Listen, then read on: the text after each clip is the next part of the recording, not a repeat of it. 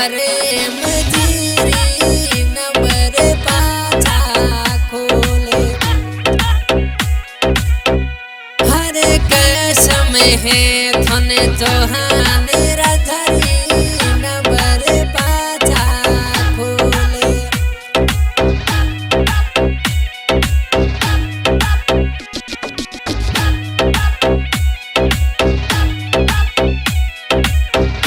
हरे ये कंवाली नगरी में राधा, ये कंवाली नगरी मनो हरो प्रेम जीवो घूमे मोरो चौहानी राजा घूमे।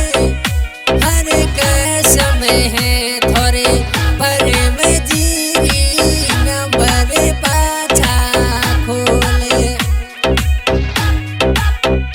हर कसम है थारे चौहानी राजरी नंबर पाछा खोले।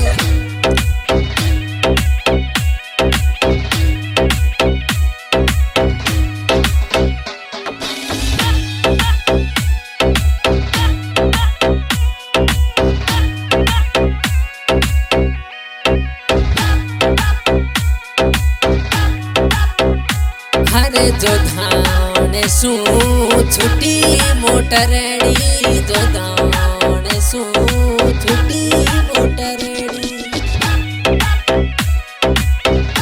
हाँ तो ये कौन घरी जावे होरी इस बंदर पले से आवे। अरे परे में सामोरा दिल रे राजा घरों कदी आवे।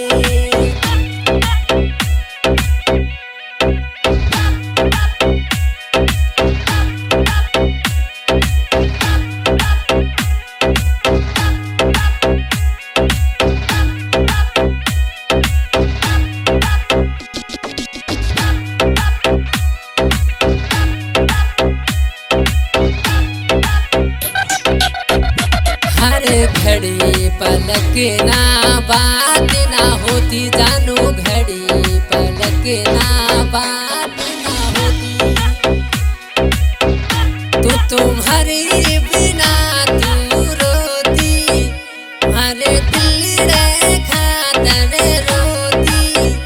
हर कसम है थने प्रेम जीरी मुखड़े सुमीठा बोले। हर कसम है थने चौहान राजरी मुखड़े सुमीठी बोले।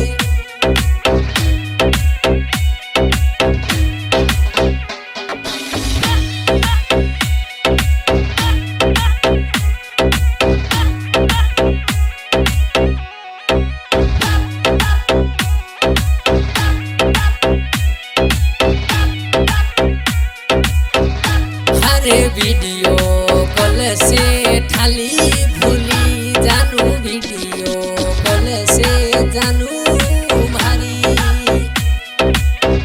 तू तो बात मासूम करती, तू तो दिल री बात करती। अरे कसम है थने पर मेरा धारी नंबर पाछा खोले। हर कसम है थने चौहान राधारी मुखड़े सुमीठी बोले।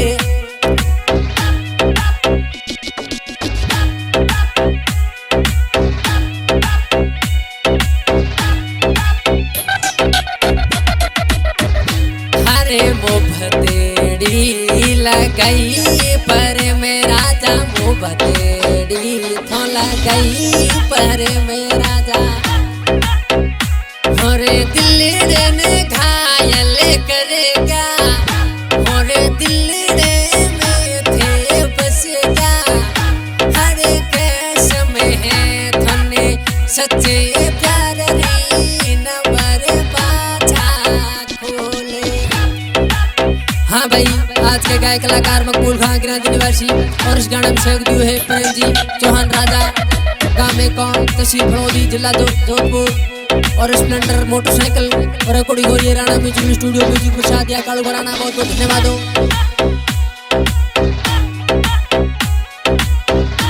हर घड़ी पलक ना बात ना होती जानू घड़ी पलक ना बात ना होती तू तुम्हारे बिना तू रोती हर दिल खातर रोती हर कसम है थने प्रेम जीरी नंबर पाछा खोले हर कसम है थने चौहान राजा री नंबर पाछा खोले